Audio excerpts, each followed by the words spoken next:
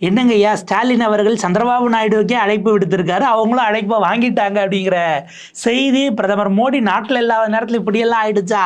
ஆமா, மோடி நம்ம எதுக்குடா மொரீசியஸ் போனோம், இவனுக்கு வேற எல்லாம் ஒன்னா சேர்றானுங்களே, அதுவும் குறிப்பா ஜாகிரபிக்கலா தென்னிந்தியா ஒன்னா சேருது அப்படின்னு தலையை சொரிஞ்சுக்கிட்டு இருக்காரு. ஏன்னா நான் வேற ஊர்ல இல்லை, இந்த நேரத்துல இவங்க போய் எதுக்காக சந்திரபாபு நாயுடு மீட் பண்றாங்க, சந்திரபாபு நாயுடு மீட் பண்றதுக்கு அப்பாயின்மெண்ட் கொடுக்குறாரு அவங்க கட்சிக்காரங்க, அந்த தலைவர் கட்சி ஆட்சின்னு பிரிச்சு இன்விடேஷன் வாங்கியிருக்காரு. இப்ப இது எல்லாமே அவங்களுக்கு ஒரு சிக்கலா தான் இருக்கு. பல்லா ஸ்ரீனிவாச ராவ் அவர்கள் வாங்குறாரா, தெலுங்கு தேசம் கட்சியினுடைய தலைவர் அவர் தான், அவருடைய கட்சியினுடைய முதலமைச்சர் தான் சந்திரபாபு நாயுடு. அப்ப இந்த இடத்துல ரொம்ப முக்கியமான விஷயம் என்ன அப்படின்னா, தென்னிந்திய மாநிலங்கள் வஞ்சிக்கப்படுது, தென்னிந்திய மாநிலங்களுடைய எம்பி பதவி குறைக்கப்படுது அப்படிங்கிறதுல ஒருமித்த குரலாக எல்லாருமே ஒன்றா நின்று பேசுறது வந்து ரொம்ப பாசிட்டிவ் சைனா மாறி இருக்கு. நீங்க குறிப்பா பாத்தீங்கன்னா இப்போ ஆந்திராவுக்கு தெலுங்கானா இந்த ரெண்டு மாநிலத்துக்குமே வந்து தமிழ்நாட்டை சார்ந்த ஏவா வேலு அவர்களா இருக்கட்டும், இல்ல வந்து தயநிதி மாறன் அவர்களா இருக்கட்டும், இவங்க எல்லாருமே போயிருக்காங்க, போய் சந்திச்சு பேசுறாங்க. டிஆர்பி ராஜா ஒரிசா போயிருக்காரு, அங்க போய் வந்து நவீன் பட்நாயக் பத்தி பேசுறாரு. சித்தராமையாவை பொன்முடியும் புதுகை அப்துல்லாவும் சந்திக்கிறாங்க, அவங்க ரிசீவ் பண்ணிட்டு டி கே சிவகுமாரையும் மீட் பண்ணி அந்த இன்வைட்டை கொடுக்குறாங்க அப்படிங்கிற விஷயம் இருக்கு. இதுல பாத்தீங்க அப்படின்னா ஹைலைட்டு கிட்டத்தட்ட 4 மாநிலங்களில் ஆளுங்கட்சியும் எதிர்கட்சியும் இணைந்து பாஜகவுக்கு எதிராக வந்து நிற்கிறதுங்கிறதா ஹைலைட்டு. இல்ல அது இந்திய ஜனநாயகத்திலே ரொம்ப முக்கியமானது. நான் ஏன் சொல்றேன் அப்படின்னா, நம்ம எதிர்கட்சி ஆளுங்கட்சி எந்த காரணத்துக்கு கொண்டு ஒன்றே சேர மாட்டாங்க, ஏதாவது பெரிய கிரைசிஸ்னா மட்டும்தான் ஒன்று சேருவாங்க. இன்னைக்கு அந்த ஒன்று சேர்க்கக்கூடிய பேட்டர்ன் இருக்கு பார்த்தீங்களா, இது ஒரு விதமான நியூ பேட்டர்ன். இந்த நியூ பேட்டர்னை தமிழ்நாடு அரசு குறிப்பாக திரு மு க ஸ்டாலின் அவர்கள் வந்து இனிஷியேட் பண்ணியிருக்கிறத நம்ம ரொம்ப வரவேற்கிறோம். தமிழ்நாட்டிலேயே அதிமுகவும் திமுகவும் ஒன்றா சேர்ந்து நிற்கிறது பிரச்சனை இல்லை. அதே மாதிரி தெலுங்கானாவில் நீங்கள் பார்த்தீங்க, அதே மாதிரி எல்லா இடத்துலையுமே. இப்போ ஒரிசாவில் பார்த்தீங்கன்னா பாஜக ஆட்சியில் இருக்கு, அவங்க வரமாட்டாங்க. ஆனால் மாநிலத்தின் மீது ஒரு பற்று இருக்கும்ல, இப்போ ஒரிசா என்னுடைய மாநிலம் என்னுடைய மக்களுங்கிற அந்த பற்றின் அடிப்படையில் அந்த டெவலப்மெண்ட்ஸ் அங்கே நடக்கும்போது அதுவும் குறிப்பாக ஒரியா மக்களுக்கு ஒரு பாசிட்டிவாக போய் நிற்கும். இல்லை நம்மளுடைய உரிமையை பாதுகாக்கிறதுக்கு பிஜு தான் இருந்துச்சு, நம்மளுடைய உரிமையை பாதுகாக்கிறதுக்கு நவீன் பட்நாயக் தான் இருக்காரு அப்படிங்கிற இடத்துக்கு அவங்க நகர்றது வந்து ஒரு பவர் பாலிடிக்ஸ்ல ரொம்ப முக்கியமானது. ஏன்னா பாஜக எப்படி இருந்தாலும் நம்மளை கைவிட்டுரும் அப்படிங்கிற இடத்துக்கு வந்து அவங்க நகர்றாங்க. ஏன்னா அவங்களுக்கும் 3 சீட்டு காலி ஆகுது. எம்பி சீட் அப்படிங்கிறத தாண்டி, அதாவது லோக்சபா லோக்சபால நம்பரை கை வச்சாலே ராஜ்யசபாவும் ஆபியஸா அடி வாங்குங்கிற ஒன்று இருக்கு. ரெண்டாவது நம்ம பார்க்க வேண்டியது, பாஜகவை தென்னிந்தியாவில் தனித்து விடுவதற்கான ஒரு திட்டமாகவும் இது தேசிய லெவலில் அரசியலில் முக்கியமான ஒரு பாயிண்டா போகுது. ஆந்திராவில் நம்ம பார்த்தோம் அப்படின்னா ஜெகன்மோகனையும் சந்திக்கிறாங்க, தெலுங்கு தேசம்ல போயிட்டு அவங்க தலைவர் பல்லா ஸ்ரீனிவாச ராவையும் சந்திக்கிறாங்க. இதை இவங்க அடுத்து தெலுங்கானா போகணும், பட் அதுக்கு முன்னாடியே தெலுங்கானால 2 கட்சியுமே ஆதரவு கொடுத்துருச்சு. ரேவந்த் ரெட்டி சொல்றாரு, நாங்கள் தெருவில் இறங்கி போராட தயங்க மாட்டோம் முதலமைச்சர் பேசுறாரு.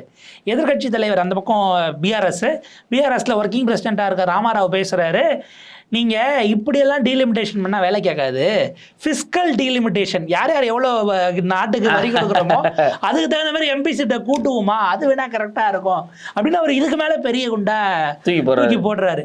கேரளா கம்யூனிஸ்ட்களும் காங்கிரஸும் ஆப்வியஸாக வந்து சேர்ந்துருவாங்க அப்படிங்கிறது இருக்குது. கர்நாடகாவில் எதிர்கட்சியாக இருக்கக்கூடிய பாஜக, ஒடிஷாவினுடைய ஆளுங்கட்சி பாஜகவை தவிர பாண்டிச்சேரியில் மேபி என்ஆர் காங்கிரஸ் கூட்டணியில் தான் இருக்குது, அவர் வேற ஒரு மோடில் இருக்கார். அப்போ இதெல்லாம் வந்தபோது ஒருங்கிணைகிற புள்ளியாக தமிழ்நாடு இருக்கிறது. பேன் இந்தியாவுக்குமான நரேட்டிவை தமிழ்நாடு தொடங்குகிறது அப்படின்னு தான் நம்ம பார்க்கணும். குறிப்பாக கனிமொழியினுடைய வெஸ்ட் பெங்கால் விசிட் வந்து நம்ம வந்து ரொம்ப கவனமாக பார்க்க வேண்டியதாக இருக்கும். ஏன்னா வெஸ்ட் பெங்காலில் இருந்து நமக்கு ரெப்ரசன்டேஷன் வர்றது அப்படிங்கிறது ரொம்ப முக்கியமான ஒரு ரெப்ரசன்டேஷன். அதே மாதிரி பஞ்சாப்லேருந்து வர்றது.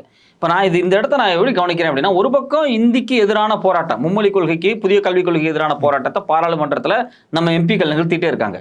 இன்னொரு பக்கம் டீலிமிட்டேஷனுக்கான ஒர்க்கு போயிட்டு இருக்கு. நல்லா பாருங்க, ரெண்டும் பேரலாக நடக்குது. இப்போ நம்ம பார்லிமெண்ட்ல நம்ம எம்பிக்கள் போராடுறதோ, நம்ம பார்லிமெண்ட்ல நம்ம உரிமைக்காக பேசுறது எவ்வளோ கொச்சையாக மாற்றப்பட்டு இருக்கு இல்லையா? இது ஒரு சைன். இங்க பாருங்க, நமக்கு இன்னைக்கு ஓரளவுக்கு ரெப்ரசன்டேஷன் இருக்கு. இந்த ரெப்ரசன்டேஷன் இருக்கும்போதே இவன் நம்மளை மதிக்க மாட்டேங்கிறான், அன்சிவிலைஸ்ட்னு சொல்றான், நம்ம கோரிக்கை ஏற்க மாட்டேங்கிறான், நமக்கு எதிராக பொய் பரப்புறான், நிதியை ரிலீஸ் பண்ண மாட்டேங்கிறான். அப்போ நமக்கு ரெப்ரசன்டேஷன் இல்லைன்னா நம்ம நிலைமை என்ன அப்படிங்கிறதுக்கு இதுவே எடுத்துக்காட்டு அப்படிங்கிறாங்க. மும்மொழி கொள்கைக்காக நிதியை பெறுவதற்காக இன்னைக்கு தமிழ்நாடு எம்பிக்களுடைய பாராளுமன்ற போராட்டங்களே ஒரு சாட்சி. நாம் எம்பி பதவியை இழந்தோம் என்றால் இந்த போராட்டத்தை கூட நம்ம பண்ண முடியாது. இன்னைக்கு நாம ஒரு டஃப் கொடுக்குறோம்ல, இந்த டஃப் வந்து கொடுக்க முடியாது. இதைத்தான் நம்ம புரிஞ்சுக்க வேண்டியது. இந்த பாலிடிக்ஸ் நம்ம இப்ப சிஎம் என்ன பண்ணிருக்கலாம் அப்படின்னா, சவுத் இந்தியா ஆர்கனைஸ் பண்றதுல ஒரு வேலையை பாருங்கன்னு சொல்லிருக்கலாம். இல்ல நீங்க நார்த்ல உட்காந்து டெல்லியில உட்காந்து பார்லிமெண்ட்ல நெப்ப பத்தி, அதாவது புதிய கல்விக் கொள்கை, மும்மொழி கொள்கை திணிப்பு, இது எல்லாத்தையும் நீங்க வந்து ஃபைட் பண்ணுங்கன்னு சொல்லலாம். ஆனா ரெண்டையும் பேரலா நடத்திட்டு போறாங்க. இந்த ரெண்டையுமே பேரலா நகர்த்திட்டு போறது ரொம்ப ரொம்ப ரொம்ப முக்கியமான ஒரு விஷயம் பாக்குறேன். பாருங்க, நாம ஒரு போராட்டத்தை நடத்துறோம், ஏன்னா எம்பி இருக்கிறதுனால நடத்துறோம். எம்பி இல்லைன்னா இதை நம்ம நடத்த முடியாது, இது ஆபத்தானது. அதனால டீலிமிட்டேஷன் ரொம்ப மோசமானதுன்னு ஒரு பக்கம் பேசிக்கிட்டு இன்னொரு பக்கம் மும்மொழியை திணிக்கிறாங்க அப்படிங்கிறதையும் உணர்த்திக்கிட்டே இருக்காரு. ஏன்னா இவ்வளவு பேர் இருக்கும் பொழுதே நிர்மலா சீதாராமனுடைய பேச்சு இப்படி இருக்கிறது என்று சொன்னால், எலெக்ஷன்ல நின்று வந்தவங்களுக்கிட்டே அவங்க இப்படி பேசுறாங்க அப்படின்னா, இந்த எண்ணிக்கையும் குறைஞ்சி அம்மையார் திரும்ப திரும்ப அவங்களுக்கு ராஜ்யசபா சீட் கொடுக்கறதுலாம் ஒரு தயக்கமும் பாஜக இருக்க போறதில்ல. அவங்களுக்கு அது தனி ஸ்பெஷலைஸ்டு, அங்க ஒரு இடபிள்யூஎஸ் இருக்கு. ஸோ அவங்க உள்ளே வந்துட போகிறாங்க. இந்த இடம்ங்கிறது அப்போ வந்து நம்மளை அங்கே அவர்களுடைய பஞ்சாயத்து யூனியன்களை போல மாற்றுவதற்கான திட்டம் அப்படிங்கிறத உடைக்கிறது ஒன்று. இப்போ ரெண்டாவது, இந்த மும்மொழி கொள்கை அதை சார்ந்த விஷயங்கள்லேயே பல கட்சிகளுடைய ஆதரவு அப்படிங்கிறது திராவிட முன்னேற்ற கழகத்துக்கு. அது ஏன்னா தமிழ்நாடு தமிழர்களை அவர் இழிவுபடுத்தியிருக்காருங்கிற இடத்துல வந்து ஒரு ஸ்டேட்டை எப்படி நீங்கள் டவுன்கிரேட் பண்ணுவீங்கிற ஆதரவை பரவலாக நாடாளுமன்றத்திலே பெறுறாங்க. இதில் என்ன பிரச்சனை என்ன இதுனா அவங்களால அதை ரிலேட் பண்ண முடியுது. நாங்கள் ஒரு பாலிசியை ஏற்றுக்கல, நீங்கள் ஃபண்டை நிறுத்துறீங்க, இது அன்கான்ஸ்டிடியூஷனலுங்கிற விவாதத்தை அவங்க முன்வைக்கிறாங்க. இதில் யார் ரிலேட் பண்ணுறாங்கன்னா கேரளா பண்ணுறாங்க. நேற்றுக்கு ஜான் பிரிட்டாஸ் பேசுகிறாரு, இதே பிஎம் ஸ்ரீ ஸ்கீமில் எங்களுக்கு 849 கோடியே நீங்கள் ரிலீஸ் பண்ணாமல் வச்சுருக்கிறீங்க, நாங்கள் ஏன் அக்செப்ட் பண்ணணும்? இந்த பிஎம் ஸ்ரீயே என்னென்னா அதில் 35% நாங்கள் கட்டணும், ஆனால் பேர் நீங்கள் பிரதமர் பேரில் வைப்பீங்க, புதுசாக கட்டி தருவீங்களானா இருக்கிற ஸ்கூலில் மாடல் ஸ்கூலில் ஆக்க வைப்பீங்க, இவ்வளவையும் நீங்கள் பண்ணிவிட்டு உங்கள் பேருக்கு நீங்கள் கொண்டு போவீங்கன்னா இதை விட பெட்டரான ஸ்கூலை நாங்கள் கேரளாவில் வச்சுருக்கோன்னு அவர் பேசுகிறாரு. ஆனால் நிதி கொடுக்க மாட்டேங்கிறது எங்கள் மீதான தாக்குதல்னு பேசுகிறாங்க. மேற்கு வங்கத்தில் கிட்டத்தட்ட 5 வருஷம் முடிய போது எம்என் ரேகாக்கான அந்த அமௌண்ட், அந்த 100 நாள் வேலைக்கான பணத்தை கொடுக்கவே இல்லைன்னு ஒரு தகராறு. ரேஷன் கடையில் பிரதமர் மோடி இது ஃபோட்டோ வைக்கலும் கிட்டத்தட்ட 7000 கோடி வரைக்கும் உணவு வாங்குறதுக்கான நிதி சாப்பாட்டில் கை வச்சுட்டாங்க. நம்ம கல்வியில் கை வைக்கிறாங்க, நம்ம குமரிக்கிட்டு இருக்கோம். வெஸ்ட் பெங்கால் எல்லாம் சாப்பாட்லையும் கை வச்சாச்சு, எம்என் ரேகான்னும் போது வேலையிலையும் கை வச்சாச்சு. அப்போ அவங்க திரும்ப திரும்ப கொந்தளிக்கக்கூடிய அந்த சூழல் இருக்கு இல்லையா, இதெல்லாம் ஒரு இடத்துல குவியக்கூடிய இடமாக இவ்வளோ நாள் அவங்க தனித்தனியாக எல்லாரும் பேசிக்கிட்டு இருந்தாங்க. எம்என் ரேகா பிரச்சனைலாம் ரொம்ப நாளாக டிஎம்சி பேசுது, இங்கே கேரளாவோட இஷ்யூ ரொம்ப நாளாக எழுப்பப்படுது. ஆனால் ஒருங்கிணைக்கிற புள்ளியாக அதை திமுக இருந்து செய்கிறதுங்கிறது தான் இன்னைக்கு தமிழ்நாடு அதை செய்கிறது அப்படிங்கிறது தான் அது முக்கியமான பாயிண்ட். இப்போ நேற்று பார்த்தீங்கன்னா நிர்மலா சீதாராமன் பேசும்போது வந்து நான் வந்து முசிறி பகுதியிலேருந்து வந்தேன், நான் வந்து எனக்கு தாய்மொழி தமிழ் இப்படின்லாம் பேசினாங்க பாராளுமன்றத்தில். இப்போ ஏற்கனவே நடந்துட்டுக்கூடிய டிபேட்டில் பிரதான் சொன்ன கருத்துக்கு மாற்று கருத்தாக அவரே மன்னிப்பு கேட்டார், முன் வச்சப்பட்டிருக்கு. நாம் வெளிப்படையாக கேட்கறோம்னா இந்த ஆர்குமெண்ட்ஸ் பார்லிமெண்ட்டில் போயிட்டு இருக்கக்கூடிய இந்த ஆர்குமெண்ட்ஸ் இருக்கு இல்லையா, குறிப்பாக மும்மொழி கொள்கை திணிப்பு, இன்னொரு பக்கம் டீலிமிட்டேஷன் குறித்தும் கேள்விகள் ஏற்பட்டிருக்கு இல்லையா. இதில் நீங்கள் நான் தமிழன், நான் வந்து ஒரு தமிழ் லேடி, நான் முசிறியிலேருந்து வர சொல்கிறேன், நீங்கள் போய் முசிறியில் போய் தேர்தல் பிரச்சாரம் பண்ணுங்கள், போய் தேர்தலில் நில்லுங்க, உங்களுக்கு எத்தனை ஓட்டு விழுகுதுன்னு நம்ம பார்ப்போம். அந்த அம்மா கட்சிக்கு வராது, போஸ்டர் ஒட்டாது, தெருவில் பிரச்சாரம் பண்ணாது, மக்களோட வீடுகளில் போய் சமமாக உட்காந்து சாப்பிடாது, மக்களை பொருட்டே படுத்தாது, மக்களோட குறையை கேட்காது, மக்களுக்கு எந்த நிவாரண பொருளும் கொடுக்காது, எதுவும் பண்ணாது. ஆனால் புறவாசல் வழியாக பார்லிமெண்ட்டுக்குள்ளே வந்து நிர்மலா சீதாராமன் உட்காந்துக்கிட்டு இன்னைக்கு வந்து புதிய கல்விக் கொள்கைக்கு எதிராகவும் இன்னைக்கு வந்து டீலிமிட்டேஷனுக்கு எதிராகவும் அவங்க பேசிகிட்டு இருக்காங்க. அவங்க ஏதோ வந்து தமிழ்நாடு அரசாங்கம் வந்து திட்டமிட்டு இந்திய தேசத்துக்கு எதிராக நடக்கிற மாதிரியான ஒரு ப்ரொஜெக்ஷன் அவங்க கிரியேட் பண்ணிட்டு இருக்காங்க. நியாயப்படி பார்த்தா இந்தியாவினுடைய ஜனநாயகம் பாதுகாக்கப்பட வேண்டும் என்பதற்காக தொடர்ச்சியாக திமுக தான் நின்றுகிட்டு இருக்கு. ஏன்னா திமுக இன்னைக்கு எடுத்து வச்சிருக்கக்கூடிய இந்த முன்னெடுப்புகள் இந்திய ஜனநாயகத்தை குறைந்தபட்சம் பாதுகாப்புக்கு உட்படுத்துது. இன்னைக்கு வந்து எல்லா எம்பிக்களும் சமமாக இருந்தால் மட்டும்தான், equal representation in parliamentary democracy is base for democracy. ஒரு டெமோக்ரஸிக்கு ஒரு டெமோக்ராட்டிக் நேஷனுக்கு பேஸ் என்ன அப்படின்னா ஈக்குவல் ரெப்ரசன்டேஷன் தான். நீ ஈக்குவல் ரெப்ரசன்டேஷன் இல்லை அப்படின்னு ஒரு ஜியாகிரபி நினைக்குது அப்படின்னா அந்த ஜியாகிரபி எப்போ வேண்டுமானாலும் உன்னை எதிர்த்து ரெசிஸ்ட் பண்ண ஆரம்பிச்சிடும், நீ மொத்தமாக மாட்டிக்குவேன். இப்போ தென்னிந்தியாவில் இருக்கக்கூடிய 5 மாநிலங்களும் ஒன்றா சேர்ந்து எங்களை நீங்கள் மொத்தமாக வஞ்சிக்கிறீங்க, எங்களுக்கு தனியாக பட்ஜெட் போடுங்க, தென்னிந்தியாவுக்கு தனி பட்ஜெட் போடுங்க, தென்னிந்தியாவுக்கு தனி ரயில்வே லைனை வந்து அதுக்கான தனி பட்ஜெட் போடுங்க, தென்னிந்தியாவுக்கான தனி பாராளுமன்றம் வேணும் எங்களுக்கு, வந்து நீங்கள் வந்து செப்பரேட்டாக வந்து சவுத் இந்தியன்ஸ் ரெப்ரசன்டேஷன் அப்படிங்கிறது வந்து இந்தியன் பார்லிமெண்ட்டில் தனி போர்ஷனாக கொடுங்க அப்படின்னு ஒரு ஃபைட்டை கொடுத்தாங்க அப்படின்னா நீங்கள் தாங்குவீங்களா? தாங்க மாட்டீங்களா? அப்போது தமிழர்கள் ஜனநாயகத்துக்காக, இந்திய ஒருமைக்காக, இந்திய தேசத்திற்காக தான் முன்னிற்கிறாங்க. இன்னும் வெளிப்படையாக சொல்ல போனால் திமுக திராவிட நாடு கேட்ட கட்சி இன்னைக்கு இந்திய ஜனநாயகத்தை பாதுகாக்கிற இடத்துல நின்றுகிட்டு இருக்காங்களே தவிர இந்த அம்மா மாதிரி புறவாசல் வழியாக பாராளுமன்றத்துக்குள்ளே போயிட்டு இந்த தமிழர்களுக்கு நேர் விரோதமான அரசியலை செய்யலை. அவங்க வந்து நான் என்ன கேட்குறேன், நீ தமிழ்நாட்டுக்கு பிரயோஜனமான வேலை செய்யலாம் பரவாயில்ல, எங்கள் எம்பிக்கள் வர்றாங்க தமிழ்நாட்டுக்கு, அவங்கள அசிங்கப்படுத்தி அவங்கள கேவலப்படுத்தி அப்படி கேவலப்படுத்தக்கூடியவங்களை நியாயப்படுத்துகிற வேலையை தயவு செஞ்சு பாராளுமன்றத்தில் பார்க்காதீங்க அப்படிங்கிறது தான் நம்மளுடைய கேள்வியாக இருக்குது. அதில் என்னென்னா இவ்வளவும் இதில் ஆக்சுவலாக நீங்கள் சொன்னது முக்கியமான பாயிண்ட்டு. ஒய்எஸ்ஆர்சிபி கடந்த காலத்தில் எழுப்பினாங்க என்ன அப்படின்னா, பார்லிமெண்ட் அந்த செட்டப்பை அப்படியே நீங்கள் தென்னிந்தியாவிலேயும் நீங்கள் ஒன்று கட்டணும். நாங்கள்லாம் இங்கேருந்து கிளம்பி வந்து அந்த வெதருக்கு அடாப்ட் பண்ணுற மாதிரி வெயில் காலம் குளிர்காலம்னு வரும்போது அங்கே ஒன்று இங்கே ஒன்றுன்னு வச்சுக்கோங்க அப்படின்லாம் கேட்டாங்க.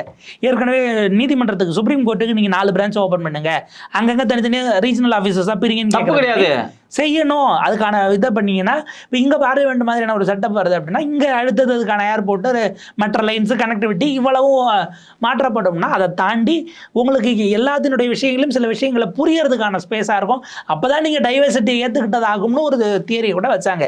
அது வந்து ஒரு விவாதத்துக்குரியது டிபேட்டபிள்னாலும் ஏன் செஞ்சால் என்ன தப்புங்கிற கேள்வி இதில் எந்த இடத்துல இருந்து கேட்குறோம் அப்படின்னா, தென்னிந்தியா கடந்த 2024 தேர்தலில் எங்கள் மாநிலம் வஞ்சிக்கப்படுகிறது, பாஜக எங்களை ப்ராப்பராக எங்களுக்கான மரியாதையை எங்களுக்கான நிதியை எங்களுக்கான நீதியை கொடுக்கல அப்படிங்கிற இடத்துல இருந்து தான் போன எலெக்ஷனையும் சந்திச்சாங்க. தமிழ் இங்கே இருந்த 6 மாநில 6 நீங்கள் பாண்டிச்சேரி சேர்த்திங்கன்னா 6+1 அதே இதை தான் முன் வச்சாங்க. இங்கே தமிழ்நாட்டில் ஸ்டாலின் அவர்கள், கேரளாவில் பினராயி விஜயன் அவர்கள், சித்தராமையா அவர்கள், அதே போல் அப்போ வந்து பிஆர்எஸ் இருந்தது, அவரும் பிஜேபிக்கு எதிராக தான் இருந்தார், ஜெகன்மோகன், அதே போல் நவீன் பட்நாயக், நமக்கு இதுக்கு முன்னாடி இங்கே இருந்தால் நாராயணசாமி, 7 முதலமைச்சர்களுமே வச்சது பாஜக நம்முடைய மாநிலத்தை வஞ்சிக்கிறது. இதை நம்ம ஏற்றுக்கக்கூடாது, இதை நம்ம ரெசிஸ்ட் பண்ணணும் அப்படின்னா இங்கே வந்து பாஜக வரக்கூடாது அப்படிங்கிற அந்த விஷயங்களை முன் வச்சு தான் சந்திச்சாங்க. அதை போகிற போக்கில் அரசியல் குற்றச்சாட்டாக இல்லாமல் டேட்டாஸோட ஃபேக்சுவலாக நிறுவனதுங்கிறது தான் இந்த ஸ்டேட்டினுடைய முக்கியமான பாயிண்ட்டாக இருக்குது. அதாவது இது எலெக்ஷன்ஸை தாண்டி இந்த பிரச்சனையை கையில் எடுத்திருப்பது அப்படிங்கிறது தான் யார் உண்மையான அந்த கேரோட மாநிலங்களுக்கான உரிமைக்கு நிற்கிறாங்கிறதுக்கான ஒரு வெளிப்பாடாக நம்ம பார்க்க வேண்டியது. இப்போ இவங்க போய் மற்ற மாநிலங்களோட நடத்தப்படக்கூடிய உரையாடல் என்பது வட இந்தியாவில் நிறைய ஊடகங்களில் வருது. அவங்க அதை ரொம்ப வரவேற்கிறாங்க. நிறைய யூடியூபர்ஸ் நான் வீடியோ பார்க்குறேன், நார்த் இந்தியன் யூடியூபர்ஸ் வந்து தமிழ்நாடு குறித்து நிறைய அனாலிசிஸ் பண்ணுறாங்க, நிறையா பேசுகிறாங்க, தமிழ்நாட்டோட ஸ்கீம் குறித்து பேசுகிறாங்க, தமிழ்நாடு எப்படி வளர்ச்சி அடைஞ்சிருக்குன்னு பேசுகிறாங்க, இந்த இருமொழி கொள்கையால் தமிழ்நாட்டுக்கு என்ன பெனிஃபிட் அடைஞ்சிருக்கு அப்படின்னு பேசுகிறாங்க. இப்படி டீலிமிட்டேஷன் பண்ணுறது தமிழ்நாட்டுக்கு தவறு, அவங்களோட ஈக்குவல் ரெப்ரசன்டேஷன் இல்லாமல் போகிறது தவறு அப்படின்னு எல்லாமே வட இந்தியாவில் இருக்கக்கூடிய யூடியூபர்ஸ், பத்திரிகையாளர் ஜனநாயக சக்தியில் பேச ஆரம்பிக்கிறாங்க. காங்கிரஸோ மாநில கட்சியோ இல்லை, அதை தாண்டி ஒரு செக்டார் பேசுது. ஸோ இப்போ இது ஒரு பெரிய த்ரெட்டாக பாஜக மோடி அரசாங்கம் பார்க்குது. அதனால தான் தொடர்ச்சியாக நம்மளை ஒரு பார்பேரிக்காகவும் தமிழர்கள் வந்து ஏதோ ஒரு வகையில் வந்து ஜனநாயகத்தை விரும்பாத ஒரு ஆட்களாகவும் இவங்க ப்ரொஜெக்ட் பண்ணிகிட்டே இருக்காங்க. இந்த ப்ரொஜெக்ஷன் வந்து இன்றைக்கி இருக்கக்கூடிய தமிழில் படித்த சமூகத்தின் மத்தியில் எடுபடாது. அவங்க என்ன நரேஷன் செட் பண்ணாலும் அது உடைக்கிற அளவுக்கு தமிழ்லையும் ஆட்கள் இருக்காங்க அப்படிங்கிறத வந்து நம்ம தொடர்ச்சியாக காமிச்சிட்டு தான் இருக்கோம். ரொம்ப நாளைக்கெல்லாம் நீங்கள் வாட்ஸ்அப்போட மட்டுமே நம்பி இல்லை அப்படிங்கிறது தான் ரொம்ப முக்கியமானது. இதில் வந்து பார்த்தீங்க அப்படின்னா இந்த கூடுகை அப்படிங்கிறது தொடக்க புள்ளியாக தானே இருக்க போகுது. 22ஆம் தேதி நடக்கக்கூடிய விஷயங்கள்ங்கிறது ஏன்னா ஒரு மினிமம் டிஸ்கஷன்ஸ் தான் இருக்க போகுது. சில நேரங்களில் ஒருவேளை டிடிவி கட்சியிலேருந்து அவர் அனைத்து கட்சி கூட்டத்துக்கும் ஆள் அனுப்பினார், ஆனால் என்டிஏ கூட்டணியில் இருக்கார். கூட்டத்துக்கு வந்துட்டு அவங்க என்ன பேசினாங்க, எல்லாம் சரி இப்போ எதுக்கு இதை பற்றி பேசணும்னு அவங்க ஒரு எதிர்க்கிறத வச்சாங்க டிசன்ட்டை. அதாவது தமிழ்நாட்டு நலனுக்கு விரோதின்னு பேர் வாங்கக்கூடாதுன்னு ஆளை அனுப்பிச்சாச்சு. அனுப்பிட்டு உள்ளே போய் ஜெயக்குமார் அவர்கள் வெளியில் வந்து தான் அந்த கேள்வி எழுப்பினாரே தவிர உள்ள அந்த மசோதாவில் நீங்கள் அந்த தீர்மானத்தில் அடிஷ்னல் பாயிண்ட்லாம் வேறு கொடுத்தாரு. அப்போ இப்போ மாநில கட்சிகள் நீங்கள் இதில் வந்து ஒரு நிலைப்பாடை எடுக்கிறீங்க அப்படின்னா மாநிலத்துக்கு எதிரானவர்களாக மாநிலத்தினுடைய உரிமைகளை நலன்களை பாதுகாக்கிற இடத்துக்கு நீங்கள் இருக்க மாட்டீங்க அப்படிங்கிற இடத்துக்கு போயிடுவீங்கிறது ஆட்டோமேட்டிக்காக அவங்கள இந்த புள்ளியில் நோக்கி தென்னிந்தியாவினுடைய ஒரு கன்சார்சியமாக அல்லது ஒரு அமைப்பாக, ஏன்னா போன முறை முதலமைச்சர் அந்த இங்கே அனைத்து கட்சி கூட்டம் போட்டு சொல்லும் பொழுது ஒரு ஜாயிண்ட் ஆக்ஷன் கமிட்டி ஜேஏசி அப்படின்னு சொல்லியிருந்தார் இல்லையா, அதற்கான குழுவாக போக போகிறது வெறும் நீங்கள் யோசிச்சு பாருங்க, ஒரு 10 முன்னாள் இந்நாள் முதலமைச்சர்கள் ஒன்று கூட்டிட்டு எம்பிக்கள் பிரதிநிதிகள் உள்ள உட்கார்ந்து ஒரு டிஸ்கஷனை போட்டால் அது டெல்லி ஆட்டோமேட்டிக்காக உறுத்துங்கிற ஒரு பாயிண்ட் இருக்குது. அவங்க இதை ஒரு த்ரெட்டாக பார்க்க ஆரம்பித்து ரியாக்ட் பண்ண ஆரம்பிப்பாங்க. அப்போ நீங்கள் இதை ரியாக்ட் பண்ணுவாங்க அப்படின்னா ஆட்சியில் இருக்கிறவர்கள் ரியாக்ட் பண்ணும்போது டீலிமிட்டேஷனுக்கு ஒரு இஷ்யூவே இல்லை, இதை ஏன் இப்போ பேசுறீங்கன்னு கேட்டது மாறி அவங்க ரியாக்ட் பண்ணும்போது அது ஒரு டிபேட்டாக மாறும். நரேட்டிவ் செட் பண்ணுற இடத்துல தமிழ்நாடு இருக்குது. ஆமாம், ஒட்டுமொத்தமாக இந்தியாவினுடைய அரசியலை, ஜனநாயக அரசியலை பேசக்கூடிய இடத்தில் தமிழ்நாடு நகர்ந்திருக்கிறது. இது ரொம்ப வரவேற்கத்தக்க விஷயம். இன்னைக்கு இந்த நான் நினைச்சேன் வழக்கம் போல வந்து உண்மையிலே வந்து இது தமிழ்நாடு முதலமைச்சர் ஸ்ட்ராங்காக சொல்லியிருக்காரு, ஆனால் இது எப்படி செயல் திட்டத்துக்கு வரும்? ஏன்னா இந்தியா வந்து இது ரொம்ப டார்ச்சர் பண்ணும், குறிப்பாக மோடி அரசாங்கம் டார்ச்சர் பண்ணும் அப்படிலாம் பார்த்தேன். ஆனால் இறங்கி அடிக்கிறாங்க, எல்லா மாநிலங்களிலும் போய் உட்காந்து உரையாடல் நிறுத்துறாங்க. இது ரொம்ப வரவேற்கப்பட வேண்டிய ஒரு விஷயம். அதே போல் பல உரையாடல்களை மற்ற மாநிலங்களோடும் நாம் நடத்த வேண்டிய தேவை இருக்கிறது. ஏன்னா இன்றைக்கி வரைக்கும் நீட்டுக்கு எதிராக நம்ம எதிர்க்கிற மாதிரி பல மாநிலங்கள் எதிர்க்கலை. ஆமா, அவங்க அதை அக்செப்ட் பண்ணிக்கிறாங்க. பிஎம்ஸ்ரீ ஸ்கூல்ஸே பல மாநிலம் அக்செப்ட் பண்ணிருச்சு. இதனுடைய பின்விளைவுகள் என்னங்கிற உரையாடலை அந்த மாநிலங்களுடைய ஆட்சியில் இருக்கிற அல்லது ஏற்கனவே முன்னாள் இருக்கக்கூடிய எதிர்கட்சிகள் ஆளுங்கட்சிகளும் நாம் நிகழ்த்த வேண்டியிருக்கிறது. இன்னைக்கு அசாமினுடைய பாஜக சிஎம் சொல்றாரு, நீட்ல எக்கச்சக்கமா குளறுபடி நடக்குது, எங்க மாநில மாணவர்களுக்கான இடம் அப்படிங்கிறதுல இருந்து கோச்சிங் சென்டர்ஸ் எல்லாம் கொஸ்டின் பேப்பர்ஸ் எல்லாம் சேஸ் பண்றாங்களோன்னு சந்தேகம் வருதுன்னு அசாமினுடைய முதலமைச்சர் தேர்தல் வர்றதுக்கு ஒரு வருஷத்துக்கு முன்னாடி பிஜேபி முதலமைச்சர் ஹிமந்த பிஸ்வா சர்மா சொல்றாரு. அப்படின்னா இதனையா நாங்க ஆரம்பிச்ச காலத்துல இருந்து சொல்லிட்டு நடத்தவே இல்லையே அப்படிங்கிற அந்த ஒரு பாயிண்ட் இருக்கு இல்லையா? இதுதான் ரொம்ப முக்கியமான உரையாடல்.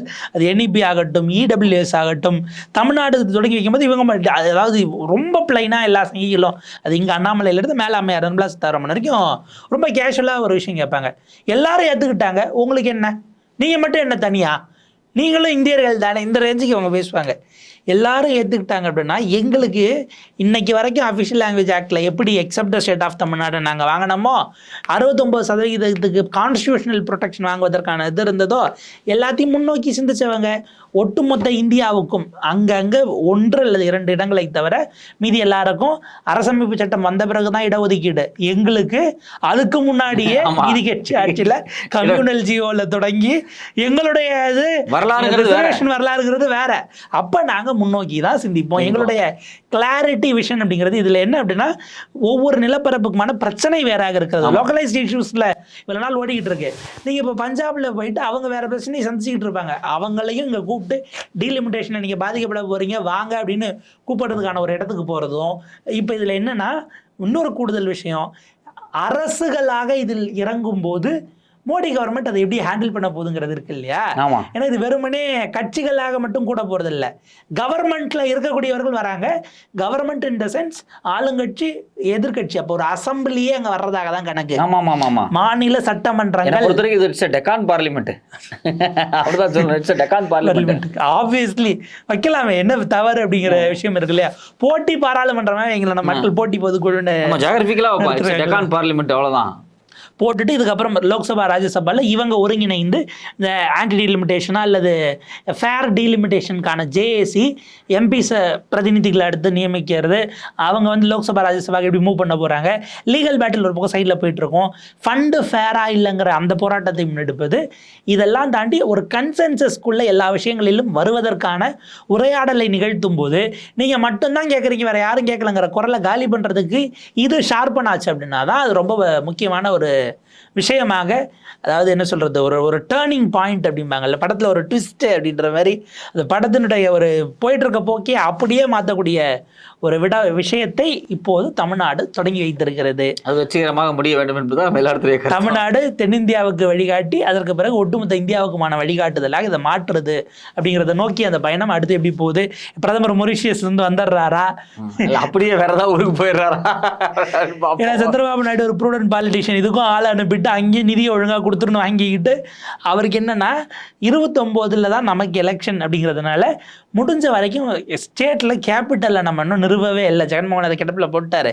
முடிஞ்ச வரைக்கும் அதுக்கான ஃபண்ட்ஸ் ஏதாவது கொடுக்குற பட்சத்தில் நம்ம பார்ப்போங்கிற ஒரு மோடில் இருக்கார். வட இந்தியாவில் அடுத்தடுத்து எலெக்ஷன் வரக்கூடிய யாருக்கெல்லாம் சீட்டு எண்ணிக்கை ஏறுமோ அவங்க இதை எப்படி அவங்கள பிஜேபி தூண்டி விட்டுட்டு பின்னாடி மறையிறதுக்கான வேலையும் பார்க்கும். நம்ம அதுக்கும் தயாராக வேண்டிய ஒரு தேவை இருக்குது. பார்ப்போம்.